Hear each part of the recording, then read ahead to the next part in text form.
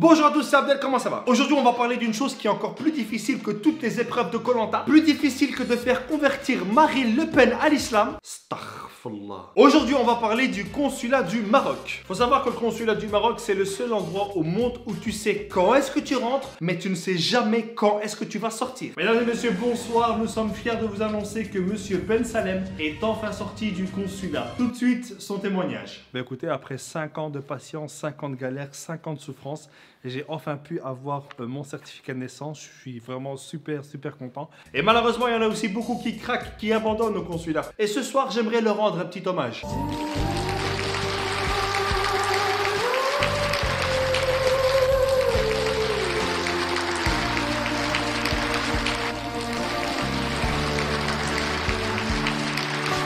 C'est aussi le seul endroit au monde où tu dois faire la file pour avoir un ticket pour pouvoir faire une file.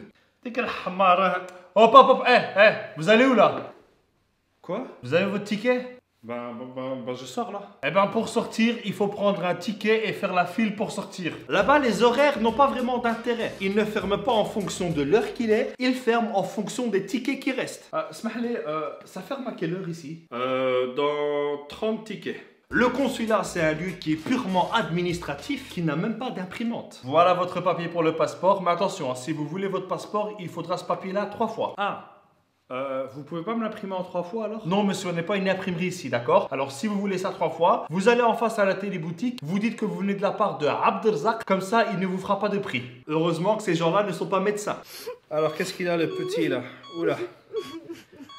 Ah madame, il faudra le coudre, hein. Là il faut coudre ça. Mais il faut que vous rameniez l'aiguille et le fil, s'il vous plaît. Et il faut faire vite, hein. Ça, c'est bizarre, le verre, là, sur l'oreille. Ça, c'est pas normal, madame. Ce que je trouve super drôle au consulat du Maroc, c'est comment certaines personnes déterminent leur job. Tu sais, ils donnent des noms super compliqués à leur poste, alors qu'en vrai... Salam alaikum, je m'appelle Abdelzak Melhaoui. Je suis responsable directeur de l'infrastructure, de la logistique, de bien-être binational, national et international de cette consulat. Oui, voilà, oui, je suis le concierge, c'est ça, oui, tout à fait, oui. Parfois, quand tu vas chercher des documents, t'as vraiment l'impression, tu sais, qu'il y a une limite, qu'il y a un quota de documents que tu peux avoir par jour. Excusez-moi, monsieur, il manque le document B4 pour avoir mon passeport. Est-ce que je peux l'avoir, s'il vous plaît? Eh ben, c'est la sahabi.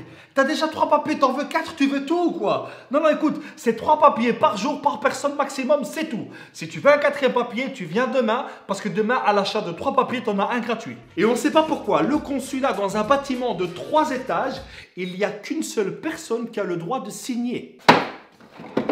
Non mais où est la logique?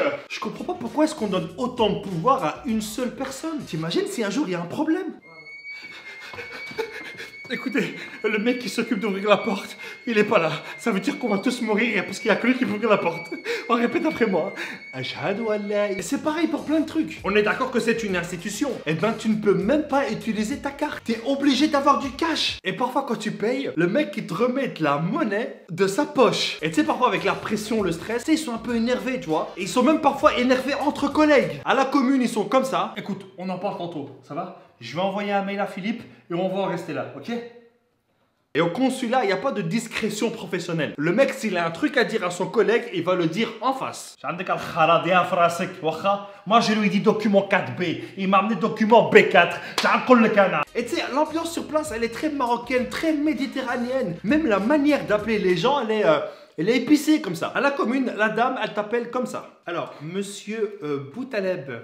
Est-ce que monsieur Boutaleb est là? Oui, c'est moi. Excusez-moi, j'ai pas entendu mon nom. Au consulat, non seulement il t'appelle dans son bureau, mais en plus sa porte est fermée. Ahmed Abdelzaki. Ahmed Abdelzaki. Ahmed Abdelzaki. Al-Khara.